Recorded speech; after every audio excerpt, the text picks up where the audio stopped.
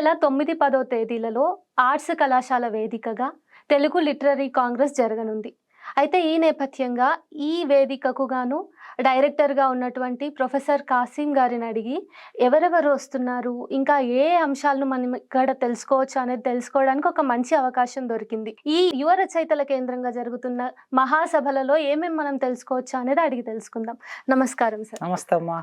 Sir, ముందుగా Telugu literary Congress నేపథ్యం ఏంటి సార్? అమ్మా, మనకి భారతదేశంలో చాలా పేరెన్నిక కలిగిన ఒక 2 సంస్థలు ఉన్నాయి. హిస్టరీ బ్రిటిష్ వాళ్ళు భారతదేశం నుంచి వెళ్ళిపోయిన తర్వాత, ఇంకా వెళ్ళిపోక ముందే భారతదేశ చరిత్ర నిర్మాణం కోసం ఆనాడు హిస్టరీ కాంగ్రెస్ ఏర్పడింది. భారతదేశ చరిత్ర నిర్మాణం, దాని తవ్వకాలు, దాని ఆధారాలు, దాంట్లో రావాల్సిన కొత్త మార్పులు, విద్యార్థులకు బోధించవలసిన సిలబస్సు, ఇలాంటి అనేక విషయాలని ఆధారం చేసుకొని ఎప్పటికప్పుడు చర్చలు చేసుకోవడానికి వాళ్ళు ఇండియన్ హిస్టరీ కాంగ్రెస్ అనే దాన్ని పెట్టుకున్నారు. సో ఈ ఇండియన్ హిస్టరీ కాంగ్రెస్లో 30,000 మందిగా మెంబర్స్ ఉన్నారు. ఎందరో పెద్ద పెద్ద రొమిళ్ళ తాపర్ లాంటి వారు, బిపిన్ చంద్ర లాంటి వాళ్ళు, ఈ హిస్టరీలో ఆర్ఎస్ శర్మ లాంటి వాళ్ళు భాగంగా ఉంటారు. ఇక రెండో వైపు నుంచి చూస్తే సైన్సెస్కి సైన్స్ కాంగ్రెస్ అని నడుస్తుంది. ఇండియన్ సైన్స్ కాంగ్రెస్ అని అది కూడా నడుస్తుంది. సైన్సెస్లో జరుగుతున్న కొత్త ప్రయోగాలు ఏమిటి, వస్తున్న ఫలితాలు ఏమిటి, ఈ ఫలితాలని సమాజానికి ఎట్లా అప్లై చేయాలి, కొత్త కొత్త విషయాలని ఎట్లా కలబోసుకోవాలని వాళ్ళు చర్చించుకోవడానికి ఇండియన్ సైన్స్ కాంగ్రెస్ నడుస్తుంది. అయితే భారతదేశంలో తెలుగు భాష మాట్లాడే ప్రజలు 15 కోట్ల మంది ఉంటారు. నాకు తెలిసి ఒక సింగిల్ లాంగ్వేజ్ మాట్లాడే ఇంత ఎక్కువ మంది మాట్లాడే భాష తెలుగు. కనుక తెలుగుకు సంబంధించి చాలా సంఘాలు ఉన్నాయి. చిన్న చిన్న సంఘాలు పనిచేస్తున్నాయి, పెద్ద సంఘాలు కూడా పనిచేస్తున్నాయి. 1920ల నుంచి పనిచేస్తున్నాయి. అయితే యూనివర్సిటీ లెవెల్లో మేధో రంగంలో పనిచేసే కవులు, రచయితలు రాసే విషయాలకు సంబంధించి వీళ్ళు ఒక దగ్గర కూర్చొని చర్చించుకోవడానికి తెలుగు లిటరరీ కాంగ్రెస్ ఉంటే బాగుంటుంది కదా అని ఒక ఆలోచన వచ్చింది. ఈ Indian history Congress, Indian science Congress వారి సభలు, వాళ్ళ ప్రొసీడింగ్స్ చూసినప్పుడు తెలుగు లిటరరీ కాంగ్రెస్ ఎందుకు ఉండొద్దు అనే ఒక ఆలోచన వచ్చి 2024లో నేను తెలుగు డిపార్ట్మెంట్ హెడ్గా ఉన్నప్పుడు మా తెలుగు డిపార్ట్మెంట్ ప్రొఫెసర్స్ అందరం కలిసి కూర్చొని మాట్లాడుకొని మొత్తం భారతదేశంలో ఉన్న తెలుగు డిపార్ట్మెంట్లందరినీ కోఆర్డినేట్ చేశాం. దాదాపు 24 డిపార్ట్మెంట్స్ ఉన్నాయి. తెలుగు అనగానే మనకు 2 తెలుగు రాష్ట్రాల్లో అనుకుంటారు, తెలంగాణ, ఆంధ్రప్రదేశ్. కానీ తెలంగాణ, ఆంధ్రప్రదేశ్తో పాటు మద్రాసులో తెలుగు డిపార్ట్మెంట్ ఉంది, బెంగళూరులో తెలుగు డిపార్ట్మెంట్ ఉంది, బెనారస్లో తెలుగు డిపార్ట్మెంట్ ఉంది, అలీగఢ్లో తెలుగు డిపార్ట్మెంట్ ఉంది, ఇట్లా ఢిల్లీలో తెలుగు డిపార్ట్మెంట్ ఉంది. మొత్తము 24 డిపార్ట్మెంట్లు భారతదేశంలో తెలుగును బోధించడానికి, తెలుగులో పరిశోధన చేయడానికి తెలుగు శాఖలు విశ్వవిద్యాలయ స్థాయిలో పనిచేస్తున్నాయి. వీళ్ళందరితో కోఆర్డినేట్ చేసేటప్పుడు కేవలము అకాడమిక్లో ఉన్న వాళ్ళని మాత్రమే ఇందులో భాగం చేస్తే ఇది తెలుగు లిటరరీ కాంగ్రెస్ అవుతుందా అంటే కాదు. నెక్స్ట్ డిగ్రీ కాలేజీలో పనిచేసే వాళ్ళు ఉంటారు, టీచర్లు ఉంటారు, లెక్చరర్లు ఉంటారు, వివిధ సబ్జెక్టులు బోధిస్తుంటారు, వాళ్ళు సృజనాత్మకమైన రచన చేస్తూ ఉంటారు. ఏ ఉద్యోగం లేకుండా, అంటే అకాడమిక్స్లో జాబ్ లేకుండా, టీచింగ్లో లేకుండా జర్నలిస్టులుగా పనిచేసే వాళ్ళు, తర్వాత రచయితలుగా ఎందరో తెలుగు సాహిత్యానికి సేవ చేస్తున్నారు. వీళ్ళను కూడా కోఆర్డినేట్ చేశాం.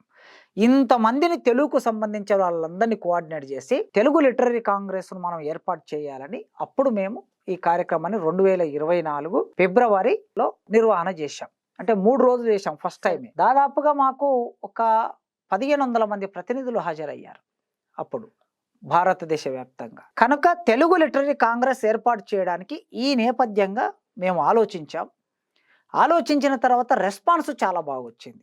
అందరూ అప్రిషియేట్ చేశారు, ఏంటంటే చాలా మంచి ఆలోచన చేశారు అని.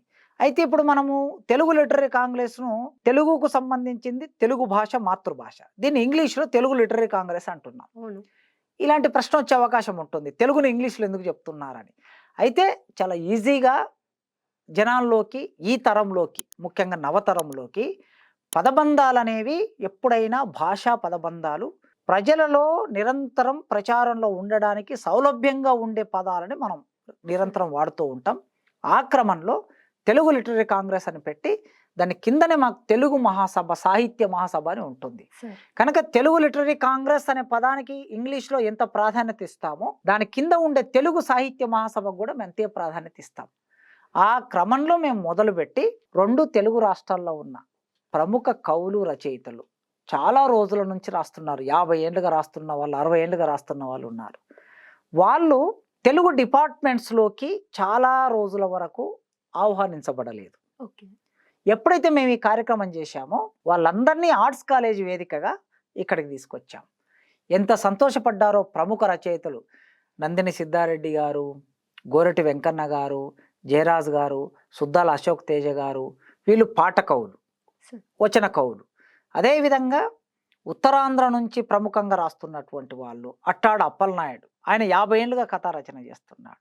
అదేవిధంగా రాయలసీమ నుంచి కథా రచన చేస్తున్నటువంటి వాళ్ళు స్వామి గారు, విమర్శకులు, ఈ అందరిని పిలిచి ఇక్కడ ఆర్ట్స్ కాలేజ్ వేదిక ఇచ్చాం. రూమ్ నెంబర్ 33లో ఆ 3 రోజులు కార్యక్రమ సెషన్స్ జరిగాయి. ప్రత్యేకం ఏమిటంటే ఆర్ట్స్ కాలేజ్ ముందు ఒక పెద్ద స్టేజ్ వేసి సాయంత్రం 5 గంటల నుంచి 9 గంటల 10 గంటల వరకు కవులు, ఒక 20 మంది కవులు కవితా గానం చేస్తూ ఉంటే ఎదురుగా ఒక 2000 మంది విద్యార్థులు కూర్చున్నారు. వాళ్ళకు ఒక అపరూపమైనటువంటి సందర్భం. కవులకి చాలా మంది వేదిక మీదే చెప్పారు. వాళ్ళు తర్వాత ఫేస్బుక్లలో చాలా వ్యాసాలు రాశారు. మేము కవిత్వం అంటే, కవిత్వం చదవడం మొదలు పెట్టగానే హాల్లో ఉన్న వాళ్ళు, మీటింగ్ హాల్లో ఉన్న వాళ్ళు అందరూ వెళ్ళిపోయేవాళ్ళు. కానీ 2000 మంది విద్యార్థుల ముందు ఒక చల్లని వాతావరణంలో ఆర్ట్స్ కాలేజ్, అందమైన ఆర్ట్స్ కాలేజ్ ముందు పచ్చిక బయళ్ళలో కూర్చున్న విద్యార్థులతో కవితా గానం చేయటం అనేది మాకు ఒక మధురమైన జ్ఞాపకాన్ని ఇచ్చింది అని కవులందరూ రాశారు. ఆ విధంగా అంటే లిటరరీ కాంగ్రెస్ అంటే సెషన్స్ నిర్వహించి ప్రతినిధులకు ఉపన్యాసాలు ఇప్పించడం కాకుండా, ప్యానల్ డిస్కషన్స్ మాత్రమే కాకుండా ఒక ఓపెన్ స్టేజ్ పెట్టి కవితా గానం, పాట గానం చేయించడం అనేది కూడా అప్పుడు చేశాం. సో ఈ క్రమంలో 2 ఏళ్లకి ఒకసారి తెలుగు లిటరరీ కాంగ్రెస్ జరిపితే బాగుంటుంది అనుకొని మళ్ళీ ఇప్పుడు మేము 2024లో చేశాం కనుక ఇప్పుడు 2026లో రెండో కార్యక్రమంలోకి వెళ్ళబోతున్నాం. సార్, మీరు అన్నట్టుగా నిజంగా ఆర్ట్స్ కాలేజ్ ముందు బహిరంగ వేదికగా అంతమంది ఉండి చదివే కవితల్ని వినడం అనేది చారిత్రాత్మకమైన ఘట్టం అది. అయితే ప్రొఫెసర్ కాసిం తలుచుకుంటే రాష్ట్రంలోనే కాదు దేశంలోనే ఉన్నటువంటి ఉద్దండులను తీసుకొని వచ్చి కాలేజ్లో అలంకరించగలుగుతారు. కానీ అది కాదు ఇక్కడ. ఈసారి ఈ లిటరరీ కాంగ్రెస్లో ముఖ్యంగా మీరు యువ రచయితల కేంద్రంగా జరపాలని అనుకుంటున్నారు కదా, ఏదైనా కారణం ఉందా సార్, ముఖ్యమైన కారణం? ఎస్ అమ్మా, మీరు మంచి ప్రశ్న అడిగారు. గతంలో చెప్పాను కదా, 2024లో జరిగిన లిటరరీ కాంగ్రెస్లో మీరు అన్నట్లు ప్రముఖ కవులు, రచయితలు ఆర్ట్స్ కాలేజ్ వేదికనెక్కారు. అయితే ఇప్పుడు ఒక కేంద్రంగా పెట్టుకున్నాం. ఈ మధ్య కాలంలో యూత్కు సంబంధించిన రచన చాలా విస్తృతంగా వస్తుంది. నా ఉద్దేశంలో యూత్ అంటే 35 ఏళ్ల లోపు అని ఒక క్రైటీరియా పెట్టుకొని వీళ్ళ ఆలోచనలు ఏమున్నాయి, వీళ్ళు అసలుకి ఏం రాస్తున్నారు, వీళ్ళు రాస్తున్న దాన్ని మనం వింటున్నామా, మనం చదువుతున్నామా అనేది ఈ సమాజానికి ఒక సంవాదం నడపాలని ఒక ఆలోచన వచ్చింది. ఆ ఆలోచనలో భాగంగా ఇప్పుడు 2026 ఫిబ్రవరి 9, 10 తేదీలలో ఉస్మానియా విశ్వవిద్యాలయం ఆర్ట్స్ కాలేజ్లో జరగబోయే తెలుగు లిటరరీ కాంగ్రెస్లో 35 ఏళ్ల లోపు ఉన్న వాళ్ళు రీసోర్స్ పర్సన్స్గా ఉంటారు. వీళ్ళు కవిత్వం గురించి ఏమనుకుంటున్నారు, ఇన్నాళ్ళు పెద్దవాళ్ళు మాట్లాడితే 60 ఏళ్ళోళ్ళు, 50 ఏళ్ళోళ్ళు, 70 ఏళ్ళోళ్ళు మాట్లాడితే 20 ఏళ్ళోళ్ళు, 30 ఏళ్ళోళ్ళు, 40 ఏళ్ళోళ్ళు వింటున్నారు. ఇప్పుడు వాళ్ళు మాట్లాడితే మనం ఎందుకు వినకూడదు? సో పెద్దవాళ్ళందరినీ ఆహ్వానిస్తాం. డిగ్రీ కాలేజీ లెక్చరర్లు వస్తారు, జూనియర్ కాలేజ్ లెక్చరర్లు వస్తారు, టీచర్లు వస్తారు, ప్రముఖ కవులు, రచయితలు వస్తారు. వాళ్ళ ఆడియన్స్గా ఉంటారు, ప్రతినిధులుగా ఉంటారు. దాంతోపాటు మన దగ్గర ఇక్కడ ఉస్మానియా యూనివర్సిటీలో ఉన్న research scholars and PG students కూడా ప్రతినిధులుగా ఉంటారు. వాళ్ళు వింటూ ఉంటే ఈ 35 ఏళ్ల లోపు ఉన్న వాళ్ళు ఒక రీసోర్స్ పర్సన్గా ఒక 15 నిమిషాలు, 20 నిమిషాలు కవిత్వం, మేము ఎందుకు కవిత్వం రాస్తున్నాము అని ఒక టాపిక్ పెట్టామనుకోండి, ఆ టాపిక్ మీద వాళ్ళు మాట్లాడతారు. ఒకప్పుడు కవిత్వం ఎందుకు రాస్తున్నామంటే సామాజిక ప్రయోజనం కోసం కవిత్వం రాస్తున్నాం, విప్లవం కోసం కవిత్వం రాస్తున్నాం, అభ్యుదయం కోసం కవిత్వం రాస్తున్నాం, హిందుత్వం కోసం కవిత్వం రాస్తున్నాం, దేశం కోసం కవిత్వం రాస్తున్నాం, జాతీయ భావాన్ని పెంచడానికి కవిత్వం రాస్తున్నాం అని ఎవరికి వాళ్ళు చెప్పుకున్నారు. ఓ కృష్ణశాస్త్రి, శ్రీశ్రీ, విశ్వనాథ సత్యనారాయణ, గుర్రం జాషువా, ఇంకా వీళ్ళకన్నా ముందు గురిజాడ అప్పారావు, కందుకూరి వీరేశలింగం, రాయప్రోలు సుబ్బారావు, ఇట్లా మనం చెప్పుకుంటూ పోతే ఒక్కొక్కరు ఒక్కొక్క సామాజిక ప్రయోజనం కోసం రాశారు. తెలుగు కవిత్వానికి ఉండే ప్రత్యేకత ఏమిటంటే తెలుగు కవిత్వం 12వ శతాబ్దంలో శివకవి యుగం వచ్చినప్పటి నుంచి సామాజిక ప్రయోజనం కోసమే కవిత్వ రచన జరుగుతుంది. ఆ లెగసీ అసలుకి ఈనాటి తరం కొనసాగిస్తున్నారా లేదా అనేది ఇప్పుడు మనం వినాలి. మేమెందుకు కవిత్వం రాస్తున్నాం, మేమెందుకు రచన రాస్తున్నాం, అసలు రచనకి సామాజిక, రాజకీయ, ఆర్థిక సంబంధాలు ఎట్లా ఉంటున్నాయి, ఇట్లాంటి అనేక టాపిక్స్ మీద సోషల్ మీడియాలో ఒక కవిత పోస్ట్ చేయగానే వెంటనే ఒక 100 లైక్స్ వస్తాయి, 1000 లైక్స్ వస్తాయి, లేకపోతే దాని మీద విశ్లేషణ, అభిప్రాయాలు రాసేవాళ్ళు తక్షణ స్పందన ఉంటుంది. అవును సార్. ఒక పత్రికలో ఒక కవిత ప్రచురిస్తే ఆ కవిత ఎంతమంది చదువుతారో తెలియదు, కానీ ఇవాళ ఫేస్బుక్లో ఒక కవిత పోస్ట్ చేయగానే, ఇన్స్టాగ్రామ్లో కవిత పోస్ట్ చేయగానే కనీసం ఒక 500 మంది చదువుతారు. ఈ 500 మందిలో 100 మంది అన్న స్పందిస్తారు. ఈ స్పందన అనేది తక్షణంగా ఉంటుంది. అదే పేపర్లో కవిత చదివిన రోజుల్లో కవిత చదివి దాన్ని అర్థం చేసుకొని ఆ కవి అడ్రస్ దొరికించుకొని ఆ కవికి లెటర్ రాస్తే అప్పుడు స్పందన తెలిసేది. అవును. అయితే ఈ తక్షణ స్పందనలో లైక్స్లో పడిపోయి యువతరం వాటిలోనే పడిపోతున్నారా? వారి రచనను ఒకసారి కాస్త అప్రిసియేషన్ రాగానే గొప్పగా అనుకుంటున్నారా? మరింత మెరుగు చేసుకుంటున్నారు అనే విషయం కూడా ఒక 5-6 మంది మాట్లాడతారు. సార్. అదేవిధంగా ఇప్పుడు నవల రచన ట్రెండ్ మొత్తం మారిపోయిందమ్మా. అవును సార్. వీరేశలింగం గారు రాజశేఖర చరిత్ర నవల మొదటి నవల, లేకపోతే గోపాలకృష్ణమ శెట్టి రాసిన రంగరాయ చరిత్ర మొదటి నవల అనే చర్చ మనకు తెలుగు సాహిత్యంలో ఉన్నది. సరే, ఎవరైనా ఏ రచన అయినా నవల రాయాలంటే మనకి ఇంగ్లీష్ నుంచి వచ్చిన రచన పద్ధతి అది. ఆ ఇంగ్లీష్ రచన పద్ధతిని అనుసరిస్తూ రాసుకుంటూ వచ్చాం. 200 పేజీలు, 300 పేజీలు, 400 పేజీలు, 500 పేజీలు ఇట్లా రాశారు. ఇప్పుడు ఈ తరములో యువతరం చాలా స్పార్క్గా, చాలా వేగంగా 60 పేజీల్లో, 70 పేజీల్లో, 100 పేజీల్లో, 150 పేజీల్లో నవలలు రాస్తూ ఉన్నారు. కొత్త జీవితాన్ని రాస్తున్నారు. ఒకప్పుడు రచయితలు అంటే ఎవరు? బాగా చదువుకున్న పండిత కులాల నుంచి వచ్చిన వాళ్ళు రచయితలు. అవును సార్. 2010 వరకు కూడా ఆల్మోస్ట్ రచనా వ్యాసంగం అట్లా కొనసాగింది. కానీ ఇవాళ వచ్చిన కొత్త మార్పు ఏమిటంటే, ఒక ఎరుకల సామాజిక వర్గం నుంచి జై భీమ్ అనే ఒక సినిమా వచ్చింది. ఎరుకల సామాజిక వర్గాన్ని కేంద్రంగా, ఒక ట్రైబ్ని కేంద్రంగా తీసుకొని. అవును సార్. అయితే ఇప్పుడు ఆ ఎరుకల సామాజిక వర్గం నుంచి ఈ ఎరుకల సామాజిక వర్గానికి ఒక స్థిరమైన నివాసం లేకుండా నిరంతరం వాళ్ళ సంచారంలో ఉండే కులాలు కొన్ని ఉన్నాయి. ఈ కులాల నుంచి వచ్చిన వాళ్ళు, చదువుకున్న వాళ్ళు రచనను రాస్తూ ఉన్నారు. వీళ్ళు ఏమంటున్నారు? ఇప్పుడు 30 ఏళ్ళ వయసు, 20 ఏళ్ళ వయసు ఉన్న వాళ్ళు నవల రాస్తే ఈ నవల కంటెంట్ ఎట్లా ఉంటుంది, కంటెంట్ని చెప్పడానికి ఫామ్ ఎట్లా ఉంటుంది, దానికి సంబంధించిన వాళ్ళ ఆలోచనలు ఏమిటనేది ఇప్పుడు ఇప్పటి సాహిత్య సమాజం సీనియర్స్ దాన్ని వినాల్సిన అవసరం ఉంది. అందుకోసమే నవలకు సంబంధించి పిలుస్తున్నాం. అట్లే కథా రచనలో కూడా, కథా రచన అంటే మనకు రొటీన్గా ఒక ఎత్తుగడ ఉండాలి, ఒక వ్యూహం ఉండాలి, ఒక తార్కిక ముగింపు ఉండాలి అనేది మనం సాహిత్యంలో చదువుకున్నది. కానీ ఇప్పుడు కథ తిరగబడ్డది. ఎట్లా తిరగబడ్డది అంటే, ఒక వ్యూహంతో మొదలుపెట్టి స్పార్క్ ముగింపు, లేదా ముగింపుతో మొదలుపెట్టి కథను నడపడం, రకరకాల పద్ధతులు వచ్చాయి. ఎందుకు వచ్చాయంటే, మానవ జీవితంలో వేగం పెరిగింది. ఈ వేగం పెరగడంతో పాటు సామాజిక మాధ్యమాలు మన చేతుల్లోకి వచ్చాయి. ఎలక్ట్రానిక్ గాడ్జెట్స్ చాలా చేతుల్లోకి వచ్చాయి. వాటికి అనుగుణమైన భాష కూడా వచ్చింది.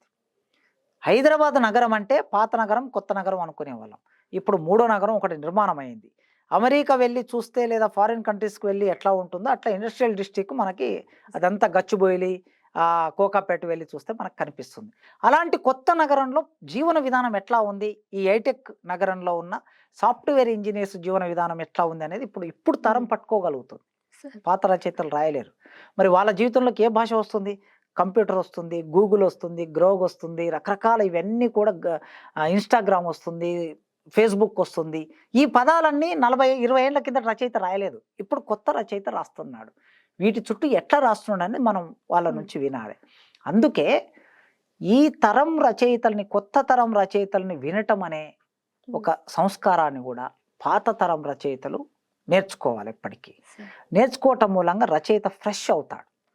ఆ ఫ్రెష్ కావడంతో యూత్తో పోటీ పడే లక్షణాన్ని పాత రచయితలు రూపొందించుకోవాలని నేను వ్యక్తిగతంగా ఆలోచిస్తున్నది. అందుకే ఇప్పటి లిటరరీ కాంగ్రెస్లో ఎవరిని భాగం చేస్తున్నామంటే, దాదాపు 120 మంది 2 రోజుల్లో ఆర్ట్స్ కాలేజ్ వేదిక మీద మాట్లాడుతూ ఉంటారు. సార్, ఒక ప్రశ్న sir, sorry for the interruption. No. అయితే సాహిత్యంలో ఈ మధ్యకాలం రాస్తున్న యువ రచయితలు, కవులు కూడా మీరు అన్నట్టుగా ఒక శైలిని కానీ, వస్తు వైవిధ్యం కానీ, ఎత్తుగడ, ముగింపు, వీటన్నింటిలో చాలా వైవిధ్యభరితమైనటువంటి వాళ్ళదైన శైలిని ప్రయోగిస్తున్నారు. అది లీనియర్గా ఉండకపోవచ్చు. అయితే మీరు ఒక తెలుగు అధ్యాపకుడిగా ఇదంతా కూడా ఆధునికంగా ఉంటుందేంటి, తెలుగు సాహిత్యం ఎక్కడికి పోతుంది అనే ఆవేదన మీరు ఎప్పుడైనా చెందిన సందర్భాలు ఉన్నాయా? నో, చాలా సంతోషపడ్డాను నేను. ఎందుకంటే ఇప్పుడు ఏ సాహిత్యం అయినా సరే, బావిలో నీళ్లు నిరంతరము అవి చేదుతే కొత్త నీళ్ళు వస్తే ఫ్రెష్గా ఉంటాయి. చెరువులో నీళ్లు ఒకే దగ్గర ఉంటే అవి మురిగిపోతాయి. కనుక ఆ చెరువులోకి కొత్త నీళ్లు రావాలి. పాత నీళ్ళు వెళ్ళిపోవాలి, అప్పుడే ఫ్రెష్గా ఉంటుంది. కాలువ నిరంతరం పారుతూ ఉండాలి. సాహిత్యం కూడా అట్లాంటిది నా దృష్టిలో. కవిత్వమైన, కథ అయినా, నవలైనా, నాటకమైనా, పద్య కవిత్వమైనా, పాట అయినా ఏదైనా సరే కొత్త కళలు, కొత్త గలాలు నిరంతరం ప్రవేశిస్తుంటే ఆ సాహిత్యం సుసంపన్నం అవుతుంది. ఆ సుసంపన్నం కావటం మూలంగా ప్రపంచంతో మనం కమ్యూనికేట్ చేసే అవకాశం ఉంటుంది. అందుకే గురజాడ అప్పారావు వ్యవహారిక భాషలో రచన మొదలుపెట్టినప్పుడు గ్రాంధికవాదులందరూ దీన్ని వ్యతిరేకించారు. కానీ వాళ్ళ వ్యవహారికమే నడుస్తుంది. ఇంకా ఆ వ్యవహారికం అనేది సామాన్యుల భాషలోకి వెళ్ళడానికి మనం ప్రయత్నం చేస్తూ ఉన్నాం. ఈ సామాన్యులు మాట్లాడే గ్రామంలో ఉత్పత్తి కులాలు, ఉత్పత్తి వర్గాలు మాట్లాడే భాష సాహిత్యంలోకి రావాల్సిన అవసరం ఉంది. ఆ పని ఇప్పుడు యువ రచయితలు చేస్తున్నారు. మనకి చాలామంది ఈ మధ్యకాలంలో కేంద్ర సాహిత్య అకాడమీ అవార్డు పొందిన యువ రచయితలు ఉన్నారు. ఈ యువ రచయితల్లో గోపాల్ ఉన్నాడు. అసలు గోపాలు అనేటటువంటి ఆయన టీచరు, తగుళ్ళ గోపాల్. అసలు ఎట్లా అంటే ఆ పిల్లవాడి గొంతే తన వ్యక్తీకరణ ఒక కవిత్వంగా కనిపిస్తుంది మనకి. ఇప్పుడు నెత్తి మీద పెట్టుకొని పల్లీలు అమ్మే మనం బస్సులో కూర్చుంటాం. పల్లీలు అమ్ముకుంటూ నెత్తి మీద గంప పెట్టుకొని ఒక ఆవిడ వస్తుంది. ఆమె మాట్లాడితే ఎట్లా ఉంటుందో గోపాలు మాట్లాడతాడు. అవును. అట్లా శ్రీశ్రీ మాట్లాడలేకపోవచ్చు, గురజాడ మాట్లాడలేకపోవచ్చు, లేదా చెరబండరాజు మాట్లాడలేకపోవచ్చు. కానీ వాళ్ళ గోపాలు మాట్లాడతాడు. గోపాలు మాట్లాడుతున్న దాన్ని ఇప్పుడు మనం వినవలసిన అవసరం ఉంది. ఎందుకంటే ఆ వర్గం నుంచి వచ్చినటువంటి వాళ్ళకి కొత్త డిక్షన్ ఉంది. భిన్నమైన వర్గాలు అంటే ఇప్పుడు సాహిత్యంలోకి 90% ఇప్పటి వరకు ఉత్పత్తి వర్గం కాకుండా విశ్రాంతి వర్గాల నుంచి కవులుగా వచ్చిన వాళ్ళు ఉన్నారు. ఇప్పుడు అసలు సిసలైన ఉత్పత్తి వర్గాల నుంచి, కింది కులాల నుంచి సాహిత్యంలోకి వస్తూ ఉన్నారు. వారి భాష ఏ వర్గం నుంచి, ఏ కులం నుంచి వాళ్ళు వచ్చారో ఆ కులంలో వాళ్ళు వాడుతున్న వస్తువులు, పండిస్తున్న పంట, ఆచార వ్యవహారాలు, కట్టుకుంటున్న బట్ట, పెట్టుకుంటున్న బొట్టు, పండుగలు, పాటలు, సంప్రదాయం అదంతా సాహిత్యంలోకి వస్తుంది. కనుక సాహిత్యం సుసంపన్నం అవుతుంది తప్ప దానివల్ల ఏ నష్టం జరగదు. సార్ 1980-90లో అయితే స్త్రీవాదం కానీ, దళితవాదం కానీ, మైనారిటీ వాదం ఇలాంటి అస్తిత్వవాదాలన్నీ వచ్చినాయి. అయితే ఆర్ట్స్ కాలేజ్లో జరగబోతున్న ఈ సాహిత్య మహాసభల్లో ఇప్పుడు వ్యావహారికంగా రాసేవాళ్ళు, వాళ్ళ కులాల్ని, నేపథ్యాన్ని బట్టి రాసేవాళ్ళు వస్తున్నారు కదా. ఇది వాళ్ళ అస్తిత్వాన్ని ఎత్తి చూపడానికి ఒక మంచి వేదికగా అవుతుంది అని అనుకోవచ్చా? ఖచ్చితంగా. ఆర్ట్స్ కాలేజ్ నుంచి మాట్లాడుతున్నామంటే ప్రపంచం అంతా చూస్తుంది. సార్, మనం ఎక్కడో ఒక దగ్గర ఒక చిన్న సభ పెట్టుకొని మాట్లాడడం వేరు.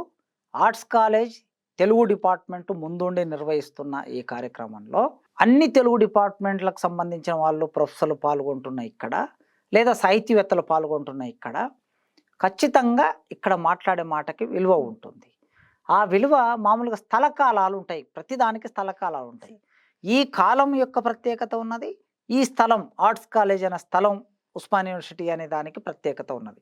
ఈ రెండు ప్రత్యేకతల వలన లింగ అంటే స్త్రీలకు సంబంధించిన తమ అస్తిత్వ ప్రకటనకి, ఆదివాసులు తమ అస్తిత్వ ప్రకటనకి, దళితులు తమ అస్తిత్వ ప్రకటనకి, ఏ అస్తిత్వం వల్ల అయినా సరే విస్మరణకి గురి అయినటువంటివన్నీ ఇప్పుడు మళ్ళీ కొత్త నిర్వచనంతో వ్యక్తం కావడానికి ఈ లిటరరీ కాంగ్రెస్ ఒక వేదికగా ఉంటుందని నేను భావిస్తున్నా. సార్, డిజిటల్ యుగంలో అనే ఈ పదము బాగా మీరు ప్రచురించినటువంటి పేపర్లలో అధికంగా చూశాను. నిజంగా డిజిటల్ యుగానికి యువ రచయితలకు అంత సంబంధం ఉందా? వాళ్ళు అంతగా వ్యసనపరులయ్యారా డిజిటల్ యుగంలో? అయితే ఇందులో ఏదైనా ప్లస్ ఉంటుంది, మైనస్ ఉంటుంది. సార్, ఇప్పుడు మనకి కంప్యూటర్ వచ్చినప్పుడు అబ్బా కంప్యూటర్ వచ్చిందని ఆశ్చర్యపోయాం. దానికి ఇంటర్నెట్ సౌకర్యం వచ్చినప్పుడు రెండో ఆశ్చర్యానికి గురయ్యాం. గూగుల్ వచ్చినప్పుడు ఇంజింత ఆశ్చర్యానికి గురయ్యాం. తర్వాత మెల్లగా కంప్యూటర్లో కూడా చాలా బాగా పెద్ద కంప్యూటర్ ఉండి సన్న కంప్యూటర్ వచ్చింది. తర్వాత ల్యాప్టాప్ వచ్చింది, ట్యాబ్ వచ్చింది, సెల్ ఫోన్ వచ్చింది. వీటన్నిటిలోకి ప్రపంచాన్ని చాలా ఒక సెకండ్లో కనెక్ట్ అయ్యేటటువంటి అవకాశం దొరికింది. ఈ అవకాశం దొరికినప్పుడు ఏ రచయిత ఎక్కడున్నా ఆ రచనను మనం వేగంగా చదువుకోగలుగుతున్నాం, మనం కనెక్ట్ కాగలుగుతున్నాం, చెప్పదలుచుకున్న భావాన్ని చెప్పగలుగుతున్నాం. ఒకప్పుడు ఒక పత్రికలో మన కవిత పంపిస్తే నెలకో, 2 నెలలకో, 3 నెలలకో ప్రచురించబడితే ఆ కవితను ఎవరు చదువుతారో కూడా మనకు తెలిసేది కాదు. కానీ ఇప్పుడు మనం రాసిన మన భావాన్ని వెంటనే ఫేస్బుక్లో ప్రచురించుకునే అవకాశం మనకున్నది. సో ఆ రకంగా చూసినప్పుడు సమాజంలో వేగం పెరిగింది, చేతుల్లోకి యంత్రాలు చాలా ప్రవేశించాయి. వీటి వలన ఉండే ప్లస్ పాయింట్ ఏంటంటే ప్రపంచమంతా ఒక గ్రామంగా మారిపోయిన పరిస్థితి మనం చూస్తాం. దీన్ని ఉపయోగించుకొని కొత్త పాట రాసేవాళ్ళు, ఈ పాట రాసే వాళ్ళందరూ ఏదో సినిమా దర్శకుడి దగ్గరికి వెళ్ళి, నిర్మాత దగ్గరికి వెళ్ళి నేను ఓ పాట రాశాను మీ సినిమాలో పెట్టుకోండి అని అడగవలసిన అవసరం లేదు ఇప్పుడు. టాలెంట్ ఉంటే. ఆ టాలెంట్ ఉన్నవాడు తానే ఒక 10,000 పెట్టుకొని ఒక స్టూడియో బుక్ చేసుకొని వెళ్ళి రికార్డ్ చేసి వదిలేస్తే, యూట్యూబ్‌లోకి వదిలేస్తే కొన్ని లక్షల మంది చూస్తున్నారు. ఎక్కడనో మారుమూలలో ఉన్నటువంటి జానపద కళాకారులందరూ ఇప్పుడు బయటకొస్తూ ఉన్నారు. అదే డిజిటల్ యుగం యొక్క ప్రత్యేకత. సార్. అంటే సంపద లేని వాళ్ళు, సమాజంలో గుర్తింపు లేని వాళ్ళు, సమాజంలో గుర్తింపుకు కావలసిన సామాజిక హోదా లేని వాళ్ళు, లేదా ఉద్యోగాలు లేని వాళ్ళు, వీళ్ళందరూ కూడా ఈ ప్రపంచం ముందు తమ కళా నైపుణ్యాన్ని ప్రదర్శించడానికి, తమ ప్రతిభను ప్రదర్శించడానికి డిజిటల్ యుగం అనేది ఒక మంచి వేదికగా ఉన్నది. దీన్ని మనం స్వీకరిస్తూ రచయితలు ఎప్పుడైనా సరే దేనికి కూడా వ్యసనపరులు కాకూడదు. కేవలం ఈ డిజిటల్లోనే మునిగి తేలటం అనేది ఏమవుతుంది అంటే ఒక్కొక్కసారి మనిషిని యంత్రంగా మారుస్తుంది. రచయిత బేసిక్గా రక్త మాంసాలు ఉన్నటువంటి మనిషి రచయిత. ఈ రక్త మాంసాలున్న మనిషి వ్యక్తం చేసే భావాలకి ఈ డిజిటల్ అనేది ఒక మార్గంగా వేదికగా పనిచేయాలి తప్ప అదే జీవితంగా మారకూడదు. అయితే ఇప్పుడు నేను గమనించిన మేరకు రచయితలు చాలామంది ఆ ఎరుకతో ఉన్నారు. సార్. యువ రచయితలు అందరూ కూడా జాగ్రత్తగా ఇప్పుడున్న డిజిటల్ యుగాన్ని ఎట్లా యూజ్ చేసుకోవాలి అనే ఎరుకతోనే రాస్తున్నారు. అందులో మునిగిపోయే పరిస్థితి, అట్లాంటి ప్రమాదం అయితే ఇంకా ఏర్పడలేదని నేను భావిస్తున్నా. అదే జరిగితే సంతోషమే సార్. అయితే మన మహాసభల్లో 10 ప్యానెల్ డిస్కషన్స్ ఉన్నాయి. అందులో ఒకటి కృత్రిమ మేధ గురించి కూడా ఉంది.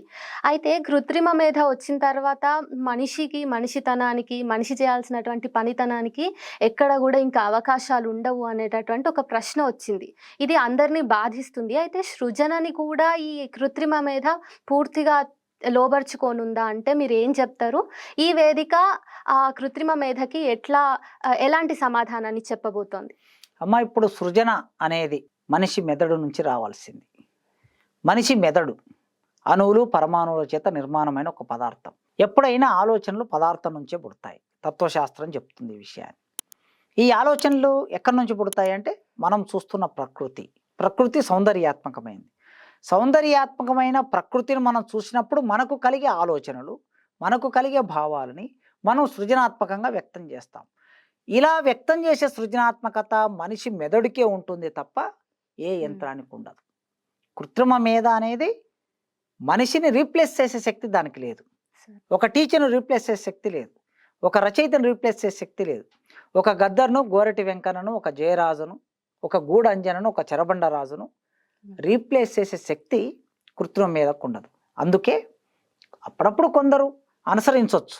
గతంలో నన్నయ్యను చూసి తిక్కన రాశాడు, తిక్కనను చూసి ఎర్రను రాశాడు, ఈ ముగ్గురును చూసి అలసాని పెద్దను రాశాడు, పోతనను చూసి మరో కవి రాశాడు, ఇలా మనం చెప్పుకుంటాం. అనుసరణ వాళ్ళని ఫాలో అనిపిస్తుంది సార్.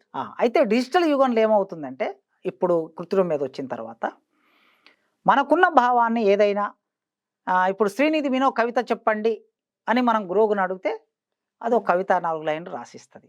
ఏదో ప్రధానమంత్రి మీద అడిగితే ఓ 10 లైన్లు రాసిస్తుంది. కానీ అదే సృజన కాదు ఎప్పుడు కూడా. అది సృజన కాదు అనే విషయం చదివే వాళ్ళకి మనకు అర్థమవుతుంది. అక్కడక్కడ తప్పనిసరిగా అటు ఉంటుంది, ఇటు ఉంటుంది. ఈ రెండిట్లో మనం చూస్తాం. ఆ పాతకాలంలోనే కుందవరపు కవిచౌడప్ప అని ఒక కవి ఉండేవాడు అల్లసాని పెద్దన కాలంలో, శ్రీకృష్ణదేవరాయల పరిపాలన తదనంతరం. పెద్ద నవల కృతి చెప్పిన పెద్ద నవలే అల్ప కవిని పెద్ద నవలన ఎద్ద నవలే మొద్ద నవలే గ్రద్ద నవలే అని చెప్పాడు ఆయన. కుందవరపు కవిచౌడప్ప అన్నాడు ఆయన. పెద్దనలాగా అల్లసాని పెద్దనలాగా కవిత్వం రాస్తే ఓకే వాళ్ళందరూ గొప్ప వాళ్ళు అయిపోరు కదా. అవును. ఆయనలాగా గొప్ప కవిత్వం రాసిన గొప్ప వాళ్ళు అవుతారు, కానీ కాపీ చేస్తే గొప్ప కవులు కారు కదా. కనుక ఆనాడు కూడా కాపీ చేసే వాళ్ళు ఉన్నారు అనే విషయం మనకు దాన్ని బట్టి అర్థమవుతుంది. ఆయన కుకవి నింద చేశాడు అక్కడ. ఈనాడు కూడా కాపీ కొట్టే వాళ్ళు ఉండొచ్చు, లేదా ఆ కృత్రిమ మేధ ద్వారా విషయాన్ని తీసుకునే వాళ్ళు ఉండొచ్చు, కానీ అది నిలబడదు ఎక్కువ రోజులు. ఎప్పుడైతే మనిషి రక్త మాంసాలు ఉన్న మనిషి స్పందన ద్వారా వ్యక్తమయ్యే భావము, ఆ మనిషి స్పందన ద్వారా వ్యక్తమయ్యే విషయము, డిక్షను అది ప్రత్యేకంగా ఉంటుంది. ఆ ప్రత్యేకతను కృత్రిమ మీద ఎట్టి పరిస్థితుల్లో ఇవ్వదు. అందుకే ఇప్పుడు సృజనకి కృత్రిమ మీదకి ఒక పోటీ వచ్చింది. ఈ పోటీ వచ్చినప్పుడు మనం ఎట్లా ఉండాలనేది మన తెలుగు లిటరరీ కాంగ్రెస్లో మనం చర్చించబోతున్నాం. దాని నుంచి అవుట్కమ్ ఏమొస్తుంది అనేది మనం రేపు చూస్తాం. సార్, మొదటిసారి తెలుగు లిటరరీ కాంగ్రెస్ జరిగిన తర్వాత మీకు వచ్చినటువంటి ఫీడ్బ్యాక్ కానీ, మీరు ఇప్పుడు మార్చుకున్నటువంటి మార్పులు కానీ ఏమైనా ఉన్నాయా సార్? అమ్మ ఆ రోజు ఎక్కువ మందిని పెద్దవాళ్ళను పిలిచాం, ప్రముఖులైనటువంటి వాళ్ళను తెలుగు లిటరరీ కాంగ్రెస్లో పాల్గొనడానికి పిలిచాం. ఆ తర్వాత కొత్త తరం వాళ్ళని ఇందులో ఎక్కువగా ఎంగేజ్ చేయలేదు అనే ఒక ఫీడ్బ్యాక్ వచ్చింది. అందుకే ఈసారి ఏం చేశామంటే, అంటే వాళ్ళని వీళ్ళని కలిపి కూడా చేయొచ్చు, సగం ముందు సీనియర్ రైటర్స్ తర్వాత జూనియర్ రైటర్స్.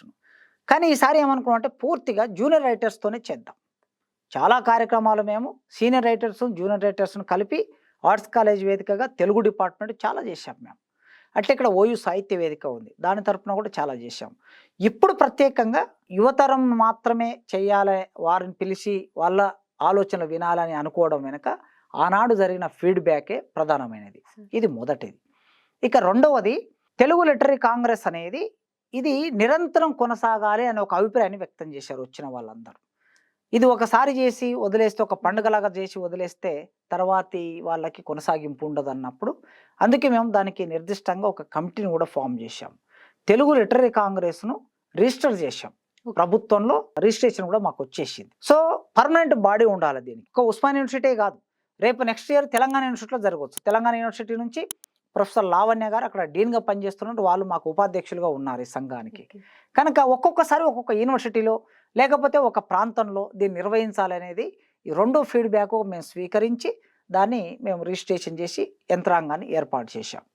ఇక మూడో అంశం, మాకు వచ్చిన ఒక మంచి ఫీడ్బ్యాక్ ఏమిటంటే, ఆర్ట్స్ కాలేజ్ ముందు వేదిక నిర్మాణం చేసి కవితాగానం పాటగానం చేయించడం అనేది, ఎక్కువ మంది కవులు ఇలాంటి వేదికల్లో మళ్ళీ మళ్ళీ చేయిస్తే కవులకి కొద్దిగా ప్రోత్సాహం అనిపిస్తుంది.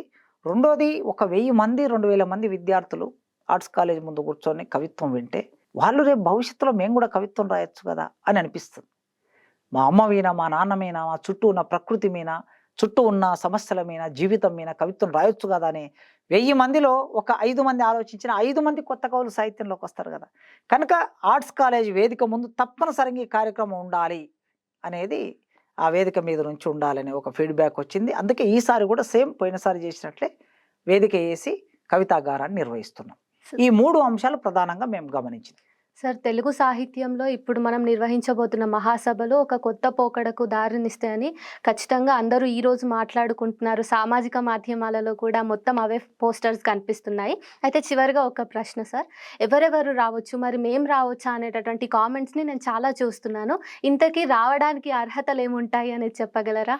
అమ్మ, ఎవరైనా రావచ్చు, సాహిత్యం పట్ల అభిలాష ఉన్న ప్రతి ఒక్కరు రావచ్చు. అయితే మనకి ఉస్మానియా యూనివర్సిటీ ఆర్ట్స్ కాలేజీలో 350 మంది పట్టే హాల్ ఉన్నది. ఈ 350 మంది ప్రతినిధుల వరకు మనం ఎవరినైనా ఆహ్వానించవచ్చు. అంతకెక్కువ వచ్చినా కూడా దానికి ఆల్టర్నేట్ ఏం చేయొచ్చు కూడా మన దగ్గర ఆలోచన ఉంది. ఉదాహరణకి 1000 మంది వస్తున్నారు అనుకుందాం. 1000 మంది వస్తున్నారంటే వేదిక ఉస్మానియా యూనివర్సిటీ రూమ్ నెంబర్ 57 లేకపోతే రూమ్ నెంబర్ 133 కాకుండా ట్యాగూర్ ఆడిటోరియంకి మారుతుంది. ఓకే. ఎందుకంటే మనకి ఇక్కడనే యూనివర్సిటీలో అన్ని యంత్రాంగం ఉంది కనుక, ఇన్ఫ్రాస్ట్రక్చర్ ఉంది కనుక, 1000 మంది సాహిత్యం వినడం కోసం, సాహిత్యంలో పాల్గొనడానికి వస్తున్నామంటే మార్చుకుంటాం. అయితే దీనికి ఏ పరిమితి లేదు, ఎవరైనా రావచ్చు. విద్యార్థులు రావచ్చు, అధ్యాపకులు రావచ్చు, సాహిత్య అంటే ఇష్టమున్న వాళ్ళు రావచ్చు, కవులు రచయితలు రావచ్చు. వాళ్ళందరికీ నేను ఈరోజు ఆహ్వానం పలుకుతున్నా. ఈ 5వ తారీఖు ఒక గూగుల్ ఫామ్ పెట్టాం మేము సోషల్ మీడియాలో కొన్ని చోట్ల. ఆ గూగుల్ ఫామ్ ఫిల్ చేసిన వాళ్ళు ఉన్నారు, ఇంకా ఫిల్ చేయాల్సిన వాళ్ళు ఉన్నారు.